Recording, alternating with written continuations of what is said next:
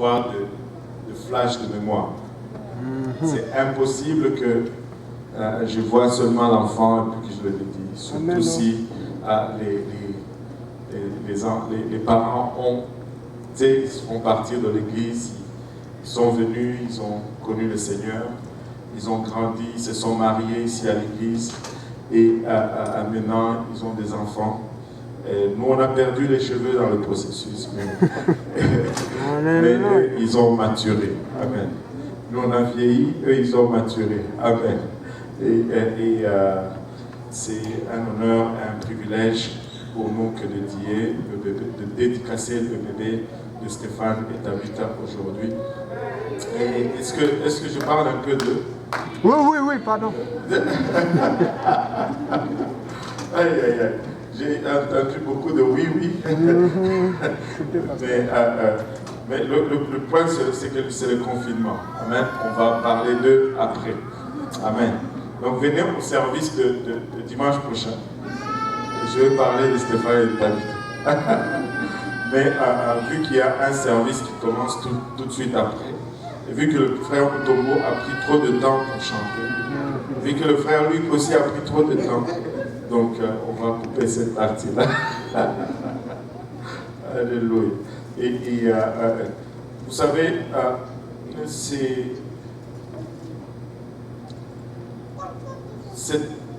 c'est un privilège et un honneur que de servir le Seigneur. Et c'est un privilège aussi et un honneur que d'amener son enfant en dédicace au Seigneur. Et je ne me questionnerai même pas sur le fait d'amener un enfant pour être présenté en dédicace au Seigneur. Et nous le faisons de la part de leurs parents aujourd'hui, Stéphane et Tabitha.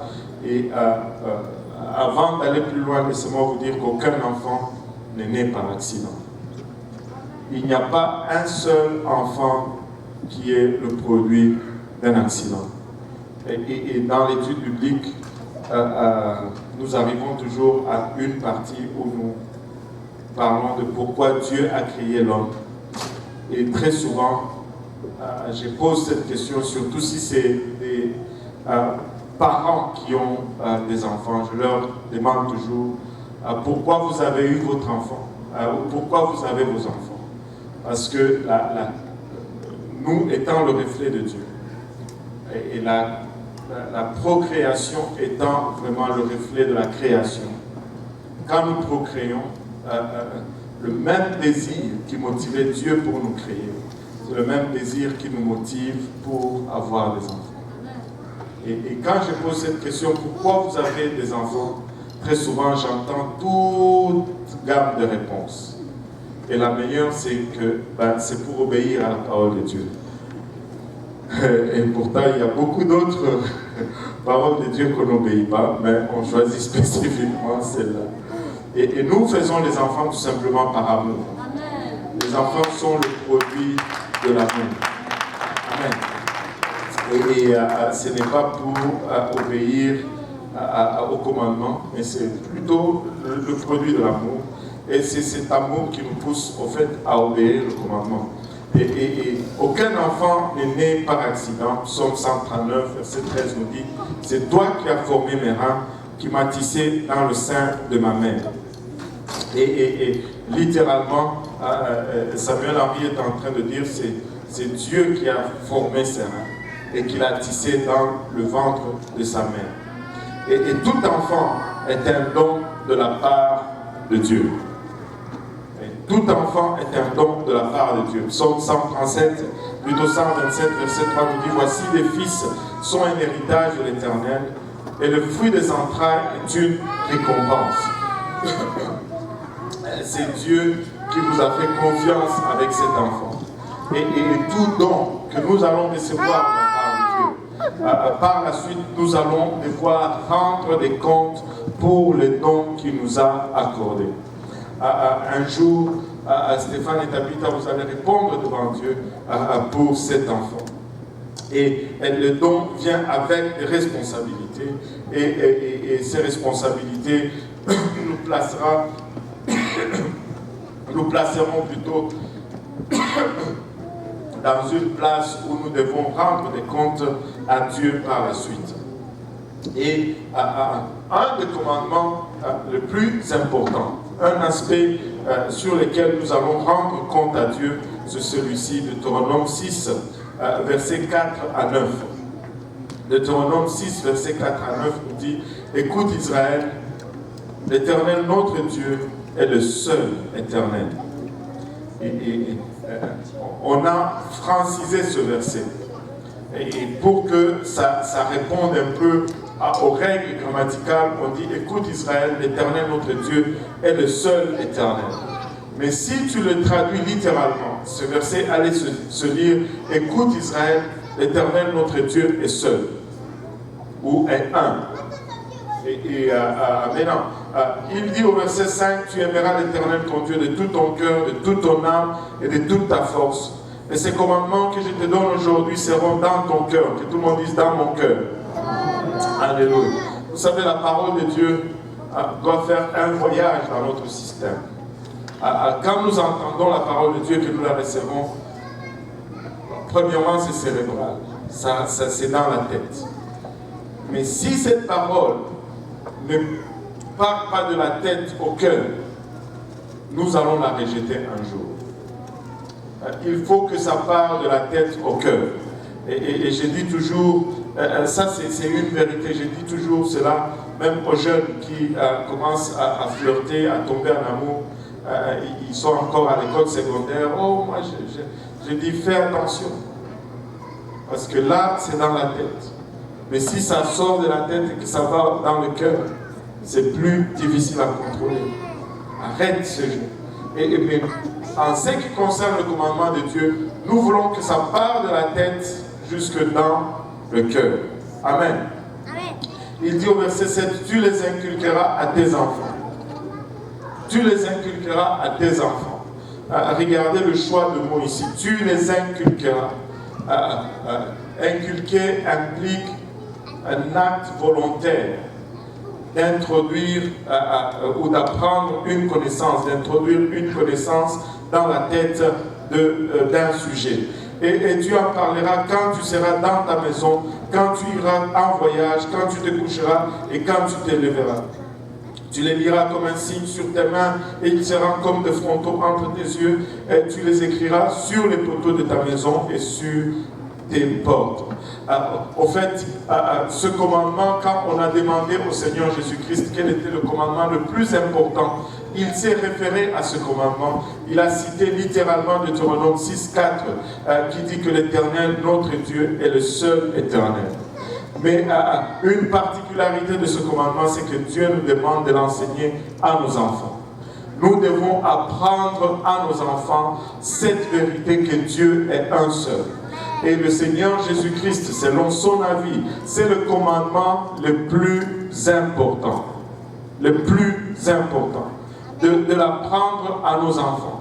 C'est-à-dire, dans ce monde, je ne sais pas pourquoi, des fois, l'Église ne saisit pas certaines choses élémentaires. Dans ce monde, les gens du monde l'ont compris. S'ils veulent que leurs enfants soient meilleurs dans un domaine, ils commencent lorsqu'ils sont jeunes. Ils commencent lorsqu'ils sont tout petits. Si c'est le foot, lorsqu'il est tout petit, on lui donne le foot, un ballon, et si c'est le bâton de baseball, lorsqu'ils sont petits, le bâton de golf, c'est la même chose. Mais étrangement, c'est seulement quand on vient à l'église, on dit que bon, on ne va pas imposer la croyance à l'enfant. Mais quand il va grandir, il va choisir. C'est une folie. Moi, je n'avais pas de choix. Si je n'allais pas à l'école, mon père me tapait. Qui a vécu cela? Si tu n'allais pas à l'école, tu étais mieux juste de déménager de la maison. Parce que sinon, ça... Mais l'école, c'est temporaire. Mais la parole de Dieu, c'est éternel. Nous ne pouvons pas être si sévères pour les choses temporaires, mais être moins sévères pour les choses éternelles. C'est illogique. C'est notre responsabilité, c'est votre responsabilité que d'élever Samuel Henry selon le voie de l'Éternel. De sorte que quand il va devenir grand, il va faire de la connaissance de Dieu son ambition le plus ultime. Et la raison pourquoi nous faisons cette dédicace, c'est pour que vous puissiez prendre cette responsabilité non comme un fardeau, mais comme un privilège. Abraham a été compté comme étant ami du Seigneur parce qu'il allait montrer à ses enfants les voies de l'Éternel. Dieu est intéressé dans nos enfants. Dieu est intéressé dans nos enfants. Matthieu 19 nous dit, Matthieu 19, 13 et 14 nous dit, alors on lui amena des petits enfants afin qu'il leur imposa les mains et pria pour eux. Mais les disciples les repoussèrent. Et les disciples pensaient que le Seigneur Jésus-Christ était très occupé avec les affaires du monde entier, les péchés, le gouvernement, qui n'avait pas le temps pour les enfants. Mais à son avis était plutôt contraire. Au verset 14, il leur répond, et Jésus dit, laissez les petits enfants et ne les empêchez pas de venir à moi, car le royaume des cieux est pour ceux qui leur ressemblent. Au fait, il dit à ces adultes que même vous-même, si vous voulez entrer dans mon royaume, au fait, il faut que vous soyez comme ces enfants, que vous voulez empêcher de venir à moi. Et Dieu est intéressé dans les enfants. Dieu connaît Samuel Henry. Dieu le connaissait avant que nous le connaissions. Et Dieu a un plan pour lui. Ça, c'est la bonne nouvelle. Mais il y a aussi une mauvaise nouvelle. C'est que le diable a aussi un plan pour lui. Et votre responsabilité, c'est de l'élever de sorte que son choix soit le plan de Dieu. Et laissez-moi vous dire, pour lui, choisir Dieu et vivre pleinement ce plan de Dieu va signifier le succès. Même s'il ne réussit pas à l'école. Mais passer à côté de ce plan de Dieu, ce serait un échec. Même s'il réussit à l'école. Donc, notre prière, c'est que vous l'élevez de sorte que le plan de Dieu soit sa plus grande ambition. Certes, vous désirez les bénédictions de Dieu sur Samuel Henry, n'est-ce pas? Mais laissez-moi vous dire ceci. Les parents sont des canaux que Dieu va toujours utiliser pour bénir l'enfant. Donc, la responsabilité vous incombe et nous incombe à tous de mener nos vies de sorte que nos canaux soient droits et que quand ces bénédictions vont venir de Dieu, qu'ils puissent descendre sans être déviés jusque à lui. C'est un privilège pour moi que de présenter Samuel Henry en dédicace. Mais avant cela, je veux devoir recevoir un engagement de votre part, Stéphane et Tabitha. Allez-vous vous engager à élever Samuel Henry dans les voies du Seigneur? Alléluia. Alors, c'est un privilège pour moi que de le présenter en dédicace au Seigneur. Si la congrégation veut bien s'élever,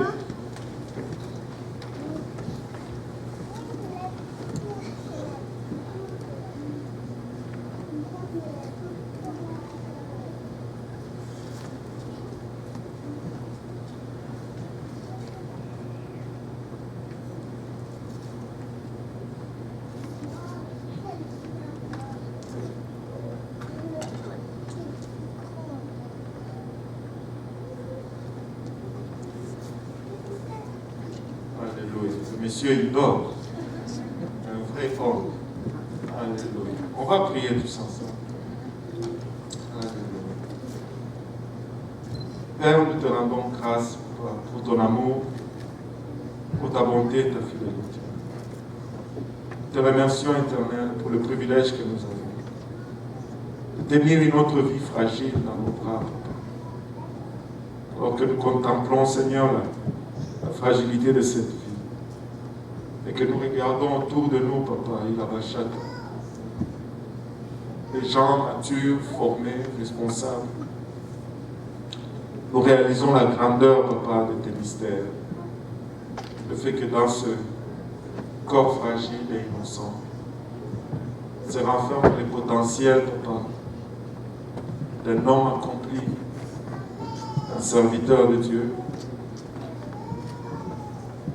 Père, nous te remercions pour le privilège de tenir cette vie fragile dans nous.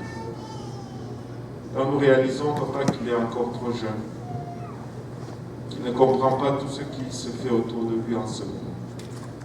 C'est pourquoi nous venons prier d'abord, papa, pour ses parents, sa famille, les amis, la famille représentée en ce lieu.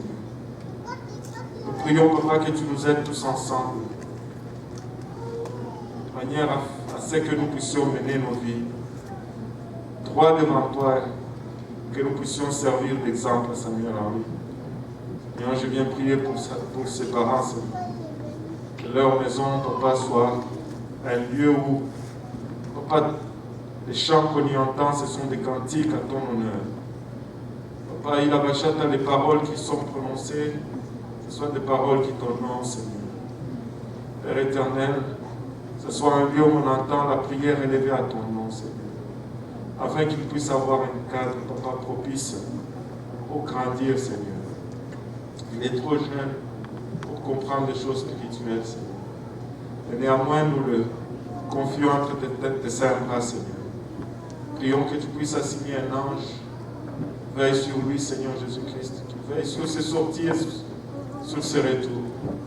Qu'il soit protégé de toute embûche, de tout accident, de toute maladie, de toute contamination, Père. Alors qu'il va grandir, Seigneur, nous prions qu'il puisse grandir dans la crainte de ton nom et dans l'amour de ta parole.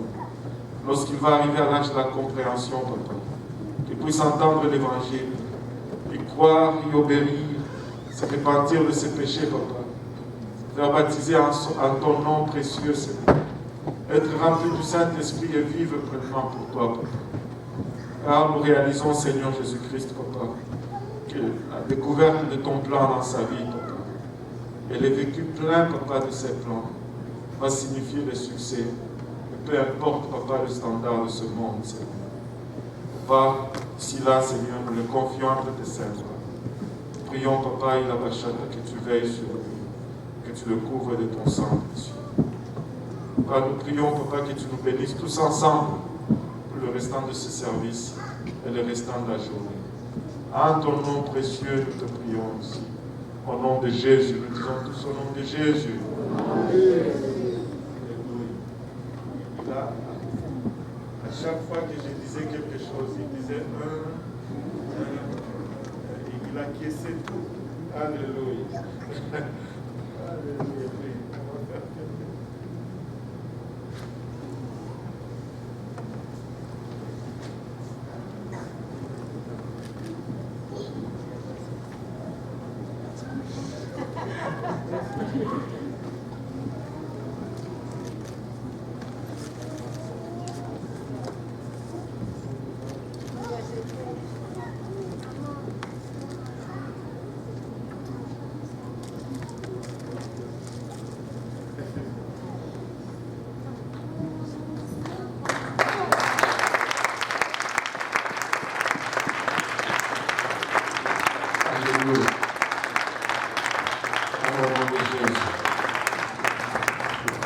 À tout ce que je disais, il était d'accord. Il disait Il a commencé à le dire quand j'ai commencé à prier. Aïe, aïe, aïe. Le Seigneur est bon. Amen. Le Seigneur est bon, n'est-ce pas? Alléluia. Le temps est avancé. Et comme vous le savez toujours, le temps est notre ennemi, n'est-ce pas? Le temps est contre nous. Alléluia. Qui croit que le temps est contre nous? Moi, je sens les